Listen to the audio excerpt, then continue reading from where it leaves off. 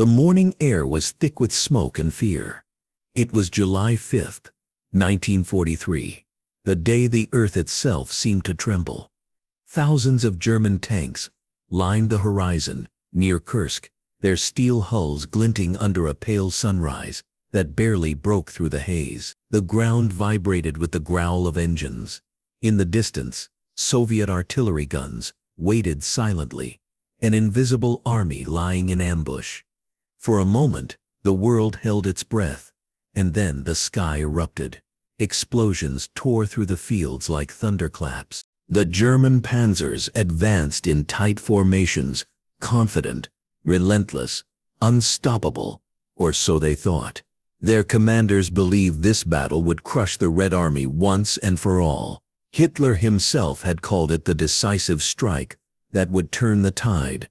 But what he didn't know was that his enemy was waiting, not retreating, not running, waiting. To the Germans, Kursk looked like an easy target, a bulge in the Soviet front lines.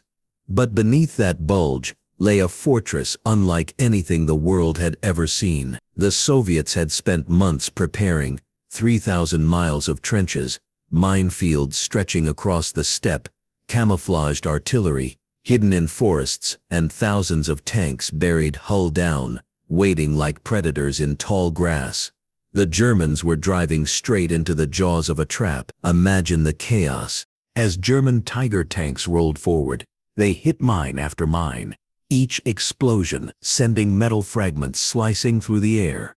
Behind them, lines of smoke and fire marked every destroyed vehicle. Soviet anti-tank guns, perfectly positioned, opened fire. The battlefield became a furnace, blinding flashes, deafening booms, and the screams of men who suddenly realized the invincible Wehrmacht could bleed. But here's the truth most history books skip. This wasn't just another battle. Kursk was the turning point. The moment when Hitler's dream of dominance began to crumble. The moment the hunter became the hunted. Think about what it meant. For 2 years the world had watched Nazi Germany roll across Europe, unstoppable. From France to Poland, to the gates of Moscow, the swastika cast a shadow over half the continent. But on the Eastern Front, something changed. The Red Army, once broken and disorganized, had learned, adapted, and grown stronger. Kursk would prove it. On the German side, arrogance ruled. Hitler delayed the attack for months, waiting for his newest weapon, the Tiger and Panther tanks, believing they would guarantee victory. His generals warned him that the Soviets were digging in, fortifying, preparing. But Hitler refused to listen. He couldn't imagine losing. He couldn't accept that the same army that once swept through Europe might now be outmatched. On the Soviet side, determination replaced fear. Every soldier, every civilian, every factory worker knew this fight wasn't just about land. It was about survival.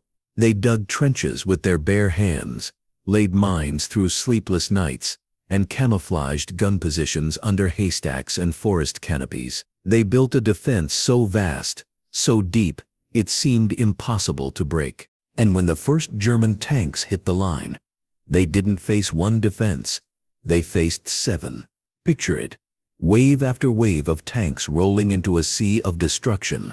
Each mile gained was soaked in fire and blood. Men shouted over the roar of explosions. Commanders screamed into radios that no longer worked. Soldiers crawled through burning fields just to reach their next firing position. The steppe, once a quiet expanse of grass, became a graveyard of steel. By nightfall the battlefield was lit by flames. German troops huddled behind wrecked vehicles, exhausted and shocked. This wasn't the quick victory they were promised. The Soviet defense was too organized, too deliberate, too unbreakable. And still, the fighting continued, day after day, hour after hour, until the front lines blurred and both sides fought, not for territory, but for survival. What made Kursk different wasn't just the scale, it was the shift in power. For the first time in the war, the Soviet army didn't just hold the line, they pushed back. And when they did, Something inside the German war machine began to crack. The propaganda back in Berlin told citizens the offensive was a success, but the truth, buried under layers of lies and silence, was far darker. Hitler's elite divisions were bleeding out on Russian soil. His new tanks, rushed into service, broke down under stress. His air force couldn't control the skies anymore. And worst of all, the Soviets were no longer afraid. By the time the sun rose again, the plains around Kursk were covered in smoke and wreckage. Thousands of destroyed vehicles, countless bodies, the once green fields now blackened with ash. But amid that devastation, one truth stood tall. The myth of German invincibility had died there. And yet this was just the beginning. What happened next would expose not only the flaws in Hitler's strategy, but the dangerous delusions that led to one of the greatest defeats in military history. Because Kursk wasn't simply a battle. It was a message, a warning, that even the most powerful empire can crumble when its pride blinds it to reality. So how did it come to this? How did a man once feared by the world lead his army straight into disaster? The answer begins months before the first shot was fired, in the grand halls of Berlin, where one man's obsession overruled every voice of reason. Berlin, early 1943. The mood in Hitler's war room was unlike anything his generals had ever felt before. The once confident Führer, who had boasted of blitzkrieg victories, now paced the floor like a caged animal. The defeat at Stalingrad still haunted him, the loss of an entire army, the humiliation of surrender, the first real crack in the myth of Nazi invincibility. But instead of retreating into caution, Hitler's mind did what it always did. It sought revenge. He needed to prove that Germany was still unbeatable. He needed redemption, not just for himself, but for the delusion of destiny he had built around his empire. And that's where Kursk was born. To the generals, it was madness. They warned that the Red Army was stronger than ever, that Soviet industry was producing tanks and guns faster than Germany could destroy them. The Eastern Front was no longer a sprint. It had become a war of endurance. But Hitler refused to listen.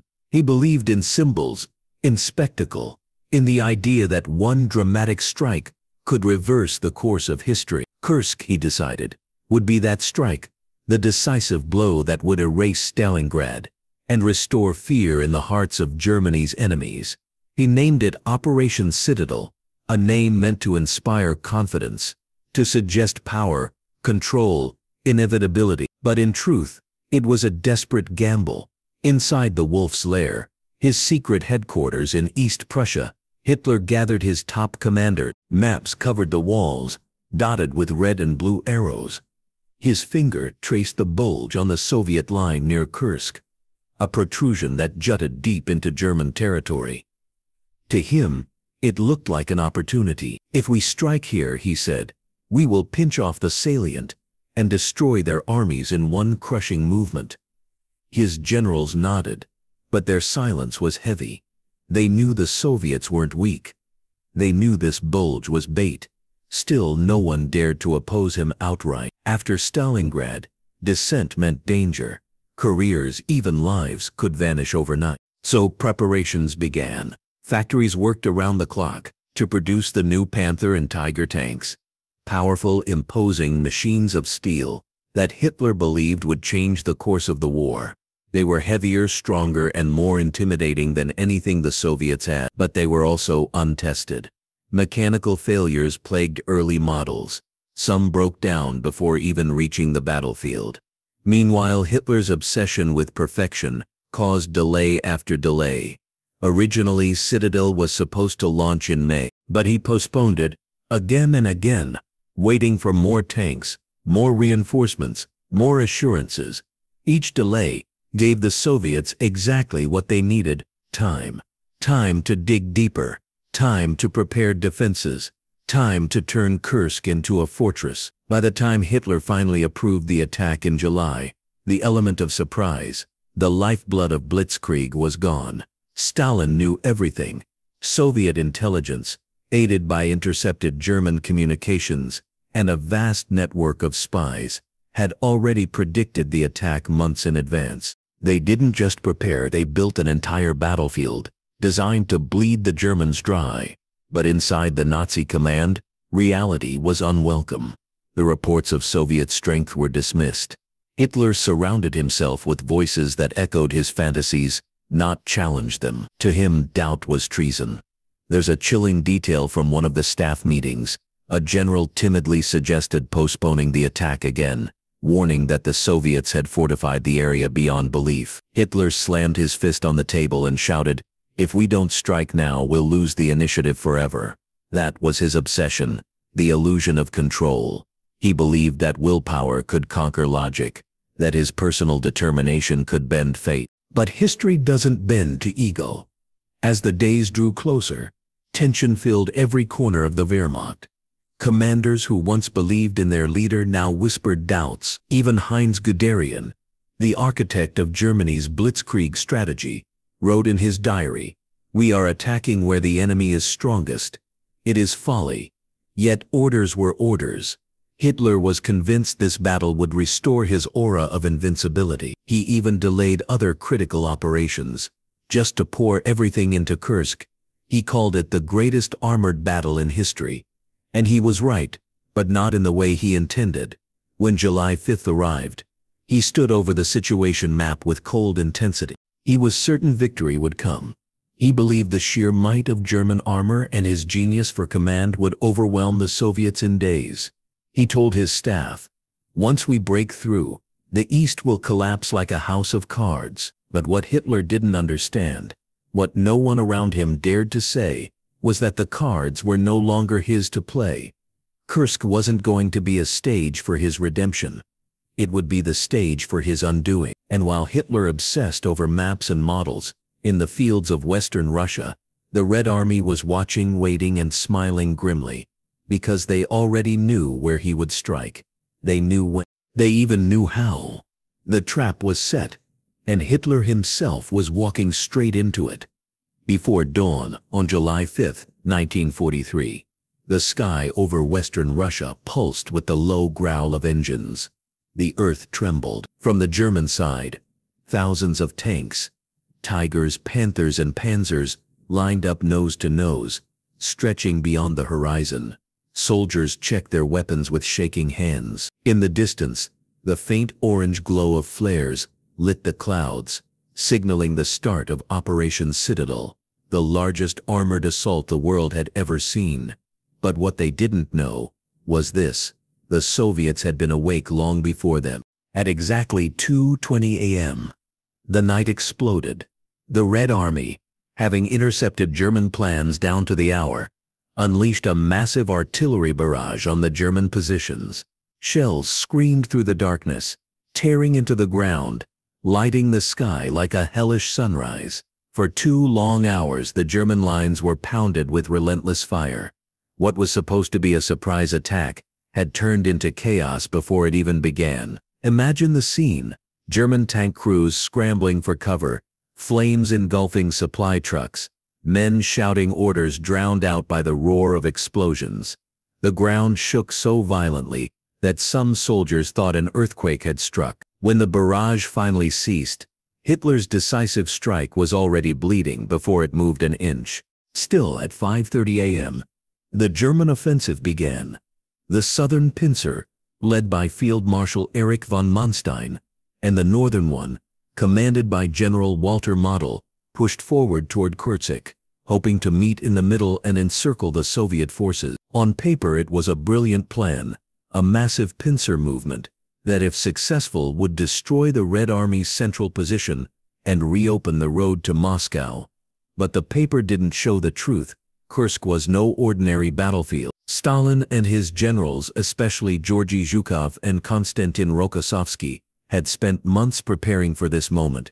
They didn't just expect the attack, they engineered the landscape to destroy it. Across the Kursk salient, the Soviets built 8 defensive belts, each layered with trenches, barbed wire, anti-tank obstacles, and most devastating of all, millions of landmines. Entire villages were turned into fortresses, hills transformed into firing nests, and open fields seeded with death. One Soviet engineer later said, "We didn't dig trenches, we dug graves for tanks." As the German armor advanced, it entered this labyrinth of destruction. Tank after tank struck mines, tracks blown apart, engines crippled. Behind them, Soviet artillery zeroed in, pounding the immobilized metal beasts. What survived that rain of fire was met by waves of T-34s faster, simpler, and far more suited to the terrain than the heavier German Tigers. Hitler's grand offensive was supposed to be a lightning strike. Instead, it crawled forward, bleeding fuel, men, and morale. On the ground, soldiers began to sense something deeply wrong. One German lieutenant later wrote in his diary, "We are not breaking through, we are being swallowed alive." Meanwhile, Soviet commanders watched with icy patience. They didn't rush, they let the Germans exhaust themselves. Let the chaos grow, let the myth of invincibility unravel one tank at a time. By July 7th, 2 days into the offensive, Hitler's dream of a swift victory was already fading. His prized Panther tanks, the very symbols of German engineering, were failing him.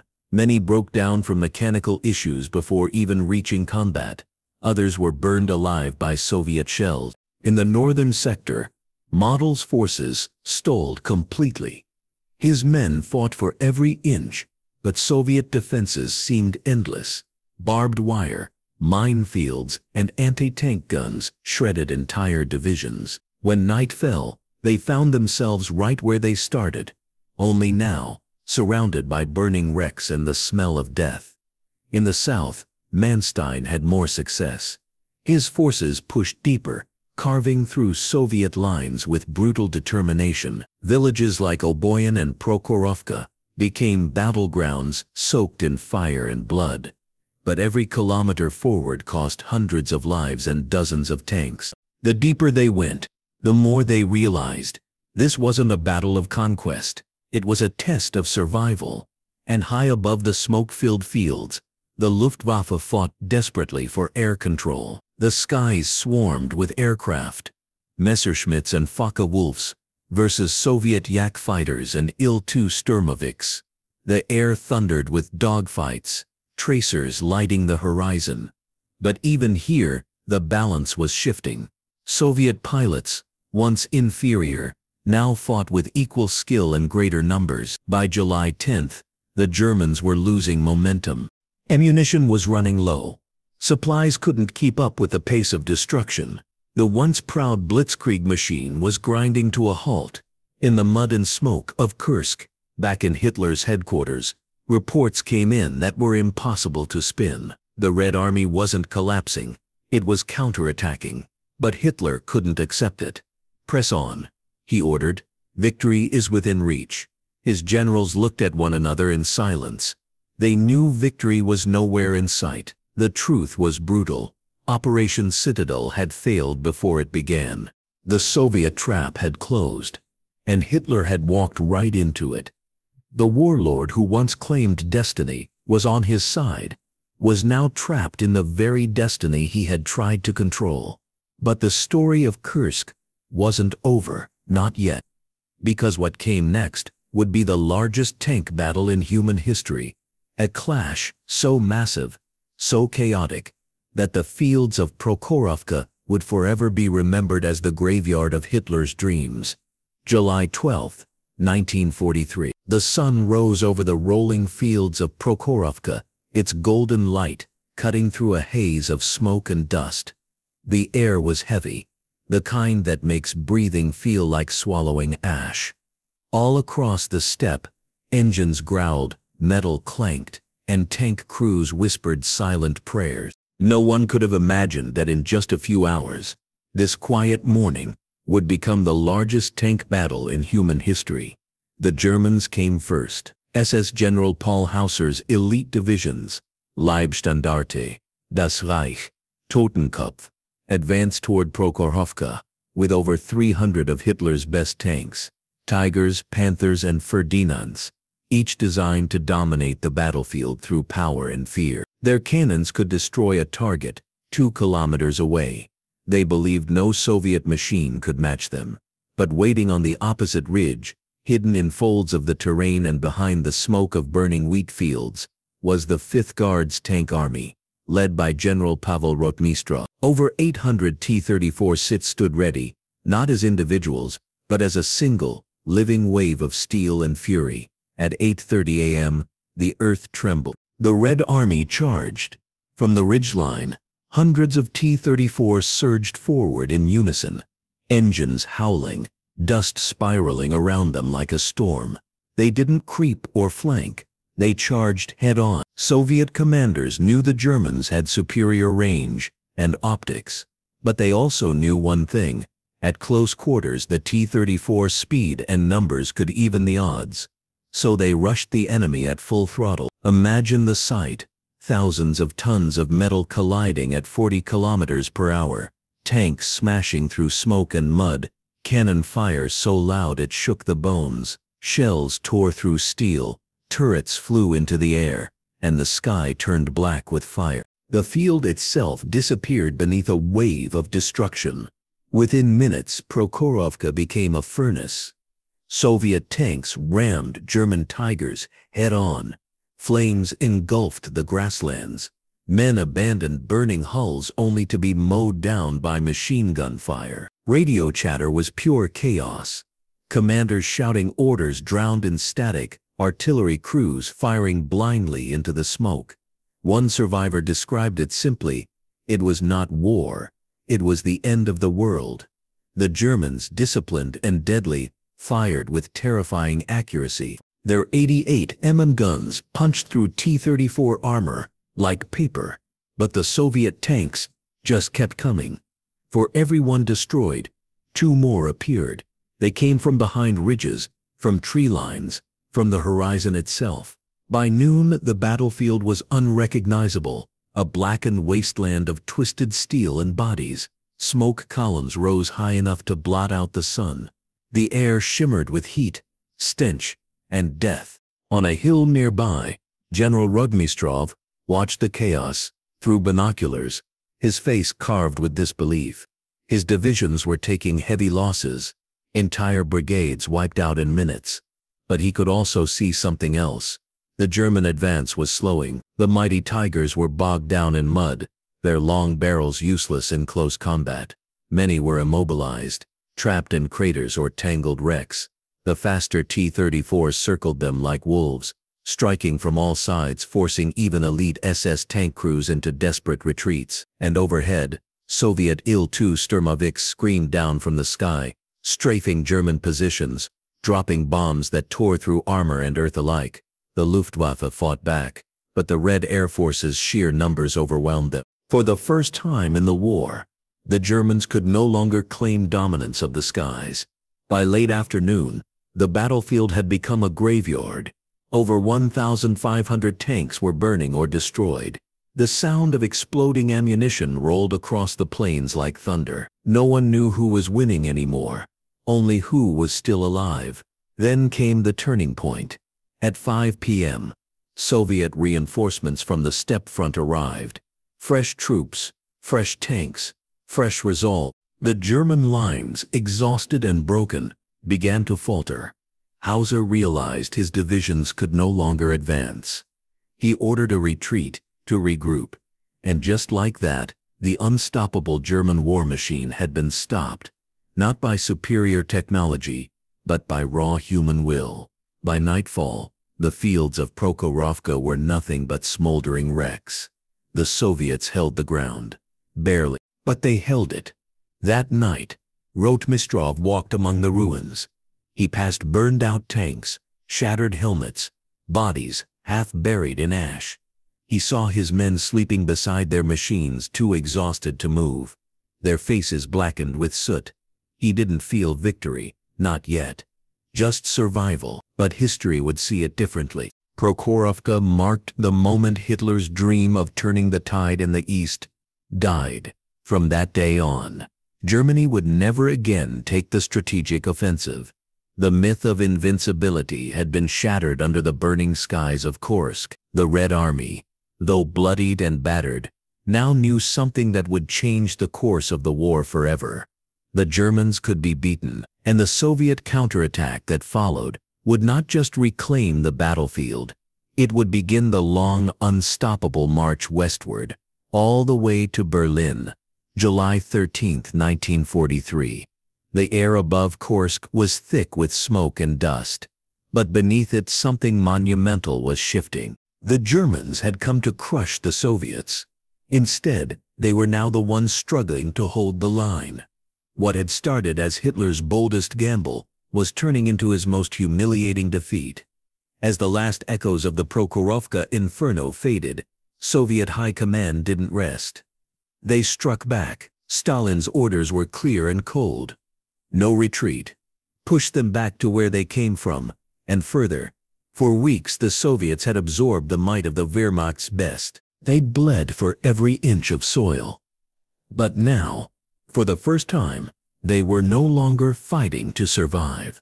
They were fighting to win.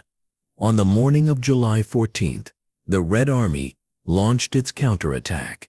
Artillery units fired so intensely that the horizon glowed red before dawn. Entire forests trembled under the bombardment. The ground quaked as hundreds of T-34s rolled forward once more. This time, not into a trap, but into a retreating enemy. The German soldiers, who once charged with confidence, now scrambled to hold collapsing lines. Their radio communications were desperate, fragmented, pleading for reinforcements that would never come. Ammunition was low, fuel was scarcer, and in Berlin, Hitler's attention was already shifting to Italy, where Allied forces had just invaded Sicily. The Führer panicked, fearing disaster on multiple fronts. He did something that stunned his generals. He called off Operation Citadel entirely. The greatest offensive of the Eastern Front. Months in planning, thousands of tanks, hundreds of thousands of men, was abandoned overnight. To the soldiers on the front, it felt like betrayal. One officer later wrote, "We were told to take Kursk at all costs. Then suddenly, we were told to run." The retreat became chaos.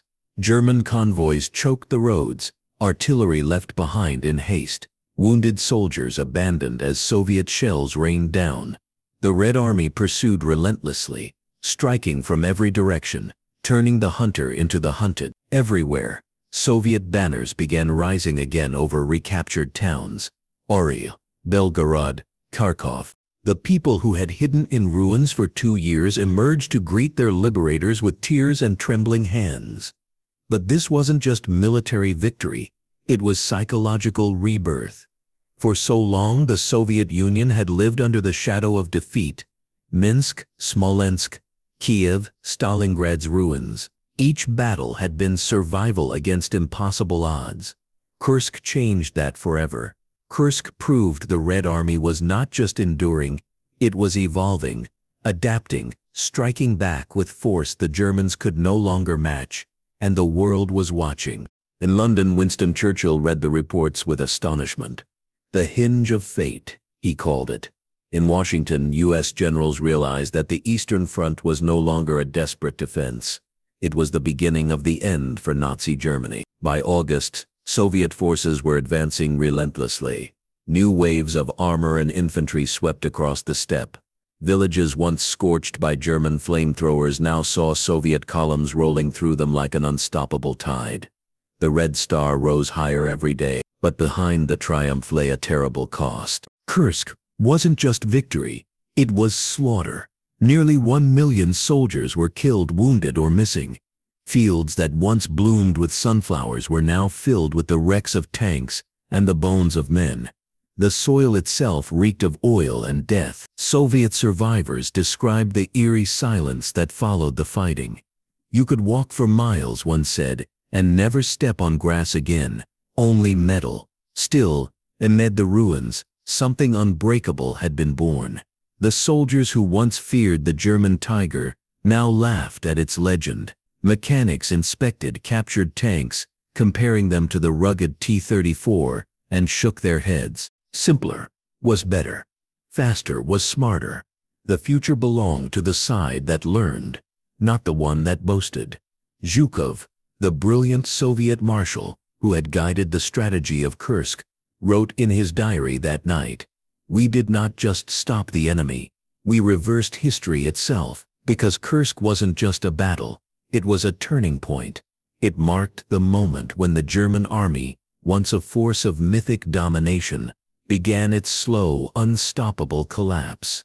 From that summer on, the Red Army would no longer wait. They would drive the enemy back through the forests of Belarus, across the plains of Ukraine, through Poland, and all the way to the gates of Berlin. And as the Soviets surged forward, the propaganda machines of both sides whirred into motion. The Germans tried to rewrite the story, to make Kursk sound like a strategic withdrawal, not a crushing defeat.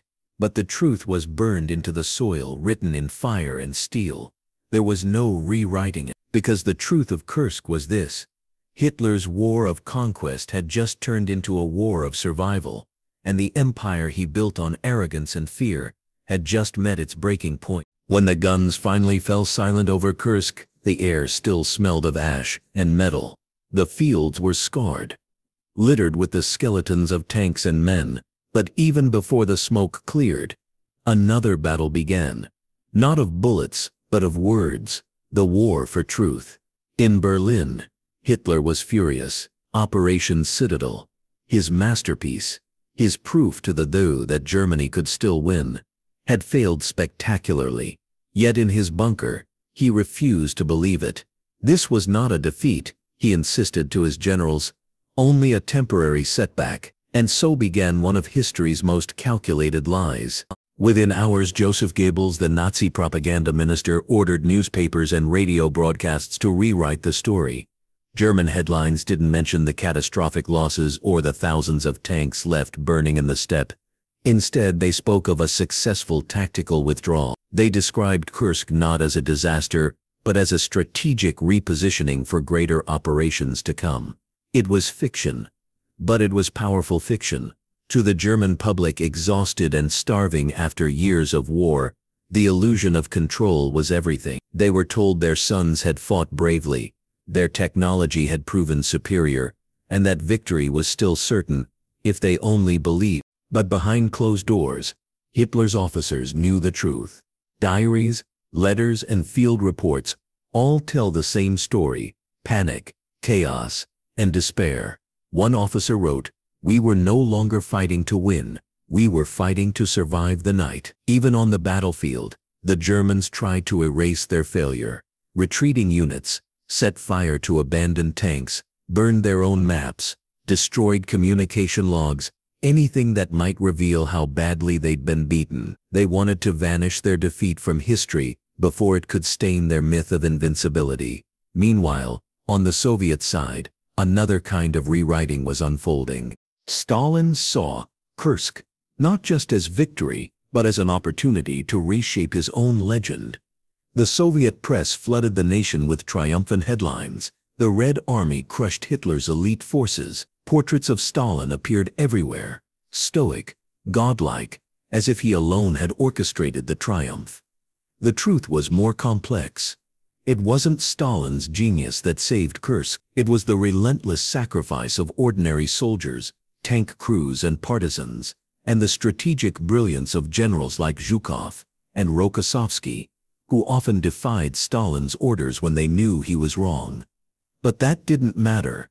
The Soviet state, too, needed its myth. So while Nazi Germany twisted the story to hide its defeat, the USSR twisted it to glorify its leader. Both sides wrote history to serve power, not truth. And the real story of Kursk, the human story, was buried under layers of propaganda. For decades, Western historians struggled to uncover what had truly happened. Access to Soviet archives was restricted. German documents were missing or destroyed. The official narratives, one of heroic resistance, the other of strategic withdrawal, became accepted fact in textbooks and documentary. But when the Iron Curtain fell, and hidden files began to surface, the truth came roaring out. The scale of the German defeat was far worse than anyone had imagined.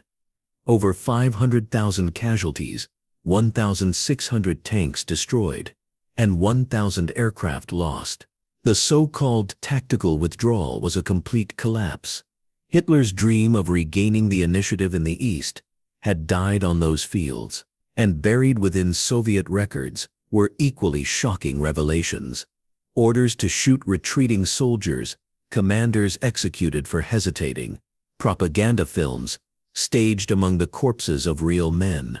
The Soviet victory, though real, was also soaked in silence and manipulation. One historian later wrote, "At Kursk, truth became the first casualty of victory. Even today, the myths linger. Some still argue that the Germans nearly won at Kursk, a claim based on doctored reports and cherry-picked figures. Others claim the Soviets exaggerated their heroism, erasing the cost in lives. But the battlefield itself tells no lies. Those rusting hulks of steel, the shattered bones beneath the soil, they bear witness to what really happened. Because Kursk wasn't about propaganda or pride. It was about human endurance, about men on both sides who fought, bled, and died in a storm of fire. None of them chose to start.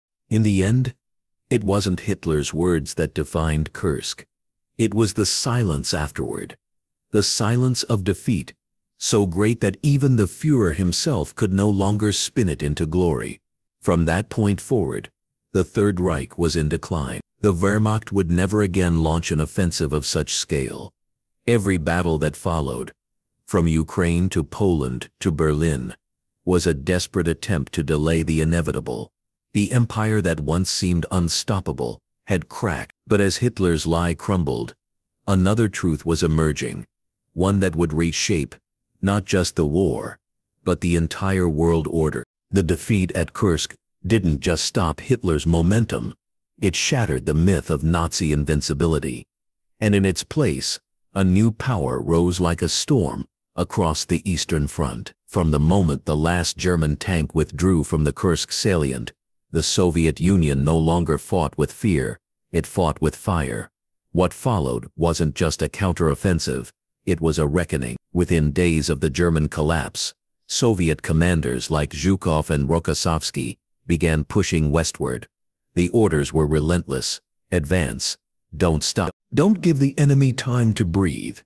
The Red Army that once staggered back in 1941 was now a machine, rebuilt, reorganized, and roaring forward with unstoppable momentum. The scale of it was staggering. From Orel to Belgorod, from Kharkov to the Dnieper, entire Soviet fronts moved as one. Thousands of tanks thundered across the plains. Infantry columns stretched for miles. The sky itself was red with the glow of artillery fire. For the German soldiers who survived Kursk, it was a nightmare that wouldn't end. Their radios crackled with confusion. Entire divisions lost contact. Ammunition dumps were abandoned. Reinforcements never came. They had entered Russia as conquerors. Now they were running for their lives. But this time, it wasn't just the Soviet army chasing them. It was revenge itself. Villages once burned by the Germans now watched Soviet troops return like avenging ghosts. Locals emerged from hiding, thin, starving, haunted, to cheer their liberators. Women wept openly in the streets. Children clung to soldiers' boots. One Soviet officer wrote in his journal, "For the first time I felt what victory tastes like. It was the taste of ashes, but also hope." And hope became a weapon more powerful than any tank. The Soviets had learned. Kursk had been their crucible, a test of strategy, logistics, and courage. For every Tiger tank the Germans built, the Soviets built 10 T-34s. For every destroyed division, 2 more were raised from the heartlands of Siberia and the Volga. Factories worked day and night. Women welded armor plates. Children collected scrap metal. The entire nation had become a war engine. Stalin's brutal command economy, once the symbol of oppression, was now a force of sheer survival. Even Western observers were stunned. Reports from Allied intelligence described the Red Army as a relentless tide, one that cannot be stopped, only delayed. By September 1943, that tide had reached the Dnieper River, one of Europe's great natural barriers. German generals swore they would hold it at all costs. But the Soviets didn't wait. Under cover of night, engineers built makeshift rafts out of barrels, doors, and tree trunks. Soldiers crossed icy water under machine gun fire, clutching rifles above their heads. Many drowned, but enough made it to the western bank to establish a foothold. And by dawn, Soviet flags were flying again over captured villages. Hitler watched these reports with disbelief. He screamed at his generals, accused them of cowardice, betrayal, sabotage, but the truth was simple. His army was broken. Kursk had drained its strength, the best units, the finest tanks, the last reserves of oil and morale. Now the Soviet war machine rolled forward on the bones of its fallen, unstoppable and merciless. The Red Storm swept across Ukraine, liberating Kiev in November. The people welcomed the soldiers with tears and with warnings, because liberation didn't always bring peace. Soviet NKVD units followed close behind, rooting out traitors, arresting those accused of collaboration, often on the flimsiest suspicion. For many civilians, one form of terror had simply replaced another. Still, the tide could not be turned back. By the end of 1943, the front line had shifted hundreds of miles westward.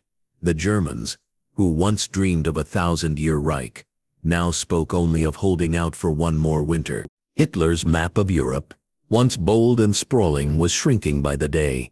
And inside the Kremlin, Stalin began to see what Hitler never could: the shape of victory. Kursk had given him not just a military win, but a story, the story of the Soviet Union's unbreakable will, its divine right to avenge and to rule. This story would soon become the foundation of the post-war world. But that victory came at a cost too immense to measure. Entire Soviet towns had been erased, millions dead or missing. Fields still burned years later from buried ammunition. The survivors who returned to Kursk found not a homeland, but a graveyard. Yet, the Soviet Union refused to look back. It was already looking west, toward Poland, toward Berlin, toward the final reckoning that awaited the Reich. And in that march lay not just vengeance, but destiny. The birth of a superpower forged from blood, fear, and unyielding endurance. When the guns finally fell silent at Kursk, the real war, the war of narratives, was only just beginning, because whoever controlled the story of Kursk would control how history remembered it. For Hitler, defeat was unthinkable. For Stalin, victory had to look perfect. Both men, obsessed with image, control, and legacy, rewrote the truth to serve their own empires. Inside the Nazi high command, the propaganda machine went into overdrive. Joseph Goebbels, Hitler's master of illusion, ordered all reports of withdrawal to be replaced with words like strategic regrouping or tactical repositioning. He forbade any mention of heavy losses. Newspapers printed photos of smiling tank crews and captured Soviet weapons, even as the Wehrmacht was retreating in chaos. German newsreels showed Tiger tanks rolling majestically through fields, but those images were often weeks old, filmed long before the real battle began to crumble. The truth was hidden behind a curtain of triumphal lies. And yet, deep inside Berlin's corridors of power, the truth was known. Hitler's generals, once confident and sharp, now whispered of the turning point. The Führer refused to listen. He raged that Kursk was not a defeat, it was sabotage. But even he could not deny the undeniable. His war of conquest had turned into a war of survival. On the other side of Europe, the Soviet Union was doing its own rewriting. For Stalin, Kursk was a gift of mythic proportions, the first great Soviet victory, achieved not by desperation, but by sheer power and planning. The state-run media turned it into a symbol of divine retribution, the motherland rising to crush the fascist beast. Newspapers called it the fire that burned away the Nazi lie. Artists painted heroic murals of Red Army soldiers standing atop flaming German tanks. Films showed idealized versions of smiling peasants, welcoming Soviet troops, while the reality was far more complicated. The Soviet version erased every trace of fear, chaos, or human cost. The hundreds of thousands of soldiers who died were reduced to numbers, heroic sacrifices for the people's victory. The commanders who disobeyed orders or made mistakes were quietly purged or rewritten out of history altogether. Even Marshal Rokossovsky, one of the heroes of Kursk, was temporarily sidelined. Stalin feared any general who became too popular. But the propaganda worked. Across the Soviet Union, Kursk became more than a victory. It became a myth of destiny. Children in schools memorized slogans like, "Kursk proved that the Soviet spirit is unbreakable. The fascists will never rise again." And for millions who had lost everything, that myth gave meaning to the suffering. It offered something to believe in, even if it wasn't entirely true. Meanwhile, in the West, the story of Kursk barely made headlines. Allied newspapers focused on Sicily and Italy, the next steps toward Europe. The largest tank battle in history, a clash that involved nearly 3 million men, was barely understood outside of military circles. The result? For decades, Kursk became a forgotten victory, hidden beneath layers of propaganda, censorship, and selective memory.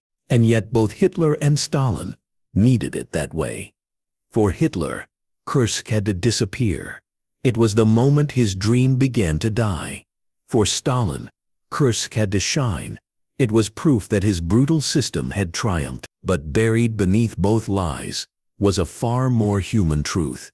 A story of men and women, trapped between empires, dying in fields of burning steel, while two dictators fought for glory.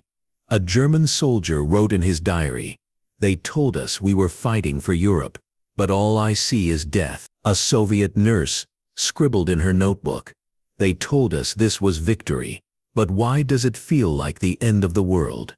History, as it turned out, wasn't written by the victors alone. It was rewritten by them, and that rewriting would echo for generations, shaping textbooks, documentaries, even the way the modern world understands courage, sacrifice, and truth itself. Berlin, late July 1943. The curtains were drawn tight in the wolf's lair. Cigarette smoke hung heavy in the air. Hitler stood over a map of the Eastern Front, his hands trembling not from age but from fury. Kursk, his grand vision, his final chance to reclaim dominance on the Eastern Front, had failed. He refused to believe it at first. His generals stood silent as he ranted for hours. "They sabotaged me," he shouted. "My orders weren't followed." The troops lacked faith. His eyes, once fierce and focused, now flickered with paranoia. The room felt colder than the steel walls surrounding it. For Hitler, Kursk wasn't just a military defeat. It was a psychological collapse. For years he'd built his myth on the illusion of invincibility. From the lightning victories in Poland and France to the early triumphs in the Soviet Union, Hitler believed himself chosen, untouchable. Kursk shattered that illusion. Even before the dust settled, reports poured in. Tanks destroyed, divisions annihilated, officers lost. Entire panzer battalions were gone. The elite SS units, Hitler's pride, were bleeding out, and while he screamed of betrayal, the truth was far simpler. Germany had been outplanned, outnumbered, and outlasted. Still, he couldn't accept it. He forbade any mention of defeat in military communiqué. Newspapers were ordered to write about temporary withdrawals. Photographs of smiling soldiers were printed even as those same men lay dead in burning fields, hundreds of miles away. Inside his bunker, Hitler shifted the blame. He dismissed seasoned generals like Heinz Guderian and Erich von Manstein, men who had once defined his early victories. To him, their advice had become treason. His trust narrowed to a circle of sycophants who told him what he wanted to hear. But outside those walls, reality was unraveling fast. The Wehrmacht was exhausted. Its once glorious divisions were shadows of their former selves. Factories in Germany struggled to replace lost tanks and aircraft. The Eastern Front, once a symbol of dominance, had become a bleeding wound stretching from Leningrad to the Black Sea, and the Soviets, relentless, disciplined, unbroken, were advancing. Hitler's defeat at Kursk had done more than cost him men and machines. It had broken his aura. It showed the world, and his own people, that the Nazi war machine could be stopped. For the first time, the tide of war had truly turned. Meanwhile, in Moscow, Stalin celebrated. Red banners flew over every city. The victory at Kursk was broadcast as proof that communism was unstoppable. But privately, Stalin knew the cost. Over 800,000 Soviet soldiers were killed or wounded.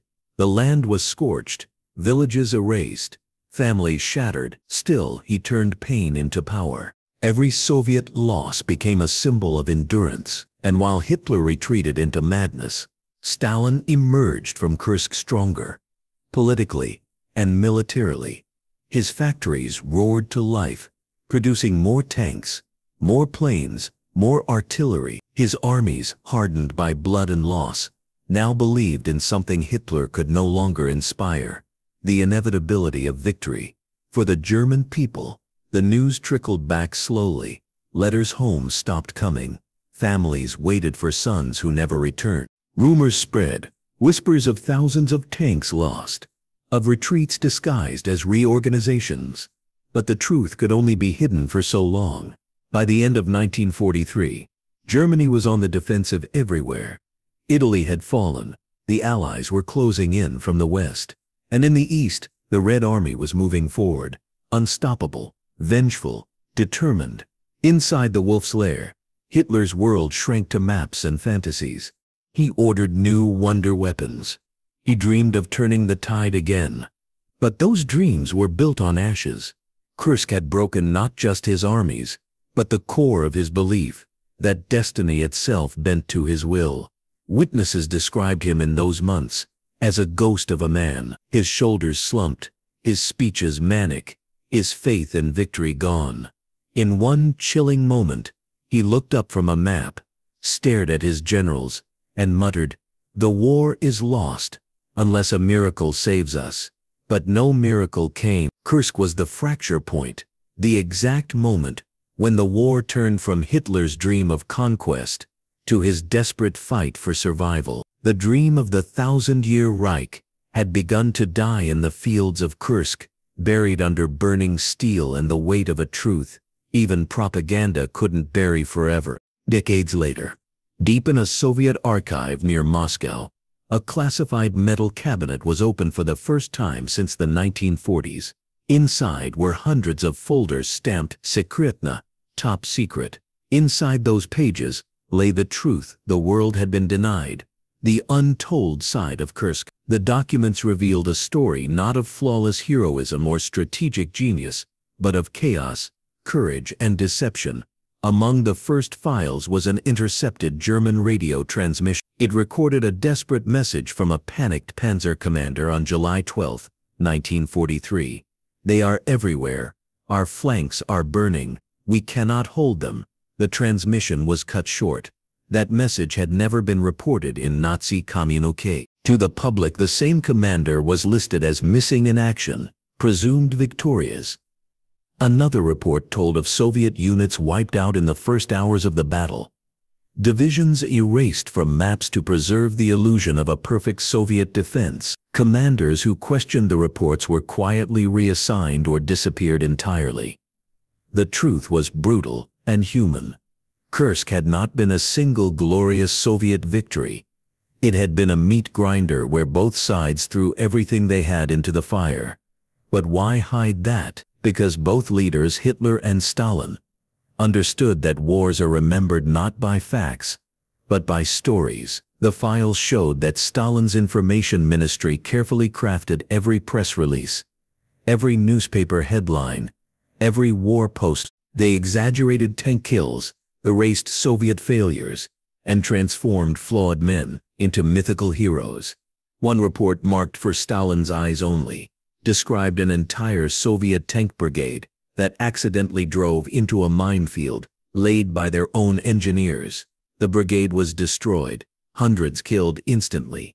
But the story never reached the public. Instead, those soldiers were said to have fallen gloriously in battle against the fascist invaders. Even the most iconic photos of Kursk were sometimes staged. Soldiers posing in front of burning tanks, days after the fighting had ended. Photographers repositioning helmets and weapons to enhance the heroism. And yet within those lies, the truth still burned through. The letters, diaries, and field notes that never made it into propaganda. One Soviet private wrote in a blood-stained notebook found decades later, "We are told we are heroes, but I do not feel heroic. I am scared. The earth burns beneath us. But if I stop, who will stop them?" Another, a German radio operator, scrawled in his log, "They told us the Russians were inferior. They are not.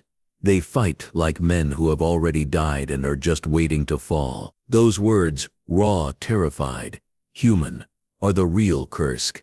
Not the one carved in marble or retold in documentaries, but the one lived in the mud, smoke, and fear of men who no longer fought for ideology, but for survival. Some of the most shocking revelations were found in Stavka directives, top-level Soviet orders. One stated that any officer who retreated without orders would be executed immediately. Another instructed that soldiers should stand their ground, even if encircled or without ammunition. That was the cost of Stalin's victory. Victory or death. But the files also revealed extraordinary acts of courage, hidden from history. A medic who rescued 40 wounded men under fire. A tank crew who kept fighting even after their commander was killed. A group of peasants who dug makeshift trenches for soldiers, knowing the Germans would execute them if caught. These were the real heroes, not generals or politicians, but ordinary people turned legends by the fire of war. When Western historians finally gained access to some of these archives after the fall of the Soviet Union, they were stunned. Many long-accepted facts about Kursk had to be rewritten. The true casualty numbers were higher, the victory was less decisive, the human cost far greater. It became clear that Kursk was not the story of perfect strategy or unstoppable might. It was the story of human endurance pushed to its limits, of truth buried under layers of ideology and pride. Even the German records, declassified years later, confirmed the same pattern. Reports were falsified to avoid punishment. Tank losses underreported, failures erased. Both sides had done the same thing, rewritten reality to protect their leaders' egos. And so, for decades, the truth of Kursk lay hidden in locked cabinets, edited textbooks, and silent graves. Only now, with those files unsealed, can the world see Kursk for what it truly was, not just a battle of tanks and fire, but a battle for the truth itself. The battle for Kursk didn't end in 1943, it simply changed shape. When the smoke cleared and the last tanks lay silent on the plains of Russia, the real war, the war for the story began. For Hitler, defeat at Kursk was more than a military failure. It was a psychological collapse. His long-promised turning point had shattered. Germany's war machine, once unstoppable, had bled out in the Russian summer. Yet even then the Nazi propaganda ministry, led by Joseph Goebbels, went into overdrive. Posters, radio broadcasts, and newsreels painted Kursk as a strategic withdrawal, not a disaster. Footage was heavily edited. Wrecked German tanks were filmed from angles that hid their damage. Soldiers who had barely escaped with their lives were forced to reenact victorious charges for the cameras. Goebbels' office even released a statement claiming, "The Führer's forces have successfully inflicted massive losses on the Bolshevik hordes and withdrawn to prepared positions to preserve strength for future offensives." It was a lie, but a carefully crafted one. The truth that the Wehrmacht had lost thousands of tanks, tens of thousands of men, and the last chance to turn the war's tide never reached the German public. Meanwhile, on the other side of Europe, Stalin was scripting his own version of the story. For him, Kursk was more than a victory. It was a myth, a symbol of Soviet invincibility. Soviet newspapers declared it the greatest victory in human history. Every photograph, Every radio broadcast, every headline was curated to serve the legend. Commanders who made mistakes were quietly erased from records. Entire units that had suffered heavy losses were written out of official reports, and those who dared question the official story vanished. The Soviet Information Bureau released statements claiming the Red Army destroyed 70 of German armor, an exaggerated figure designed to elevate morale and cement Stalin's image as a genius strategist. In reality, both sides had paid a catastrophic price. The battlefield at Kursk was a graveyard of men and machines, fields littered with burned-out tanks, shattered helmets, and unburied corpses that glowed red under the setting sun. But none of that fit the narrative either side wanted. So as the Cold War began, the story of Kursk became a weapon, rewritten, repackaged, and reused by both East and West. In Soviet classrooms, children were taught that Kursk was the moment the great patriotic war turned in favor of the people, proof that socialism had triumphed over fascism. Textbooks featured heroic paintings of soldiers charging through fire, never mentioning starvation, fear, or the mass executions of deserters that occurred behind the lines. In the West, Cold War historians used Kursk as a symbol of the Soviet war machine's brutality, twisting it into a warning about communist power. The truth, the messy, human, complicated truth, was buried beneath ideology. Even Hollywood played its part. In post-war films, German officers were portrayed as tragic geniuses undermined by Hitler's interference. Soviet soldiers became faceless masses, the enemy. By the 1960s, both sides were selling the same lie in different packaging. The battle that had once been fought with steel and fire was now being fought with words, ink, and celluloid. But beneath the propaganda, historians, who dared to dig deeper, began to see cracks in the story. They found missing records, altered reports, and contradicting eyewitness accounts. And in the late 1980s, when the Iron Curtain began to fall, those historians got their chance. Soviet archives, sealed for nearly half a century, were suddenly opened. What they found changed everything. Documents that had been hidden for decades revealed how Stalin personally approved doctored battle reports, inflated tank numbers, and staged photo ops with soldiers who had never even fought at Kursk. For the first time, the West saw just how much of the Soviet version was myth and how much of the German version was denial.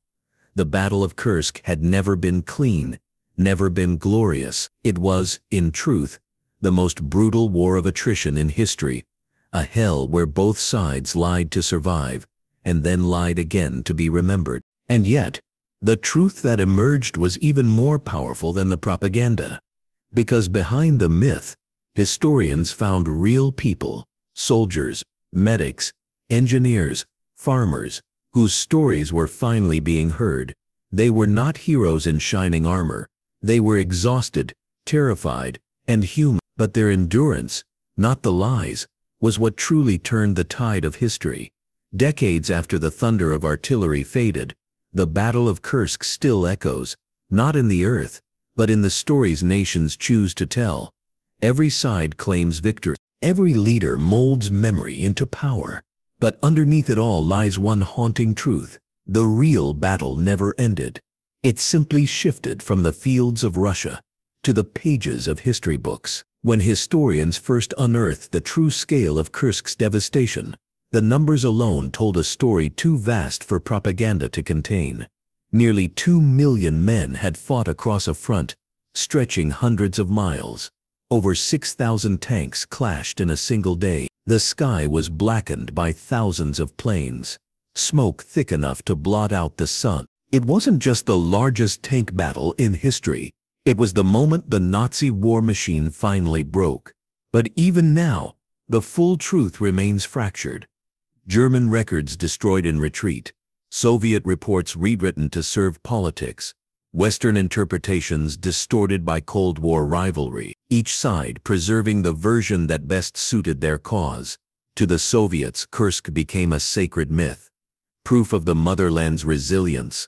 the moment collective will crushed fascism. Stalin's regime turned it into legend, etched into monuments, school books, and military parades.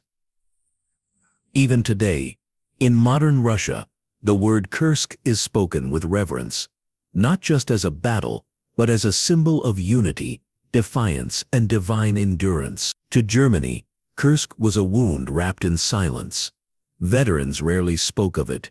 The loss was too great, the shame too heavy.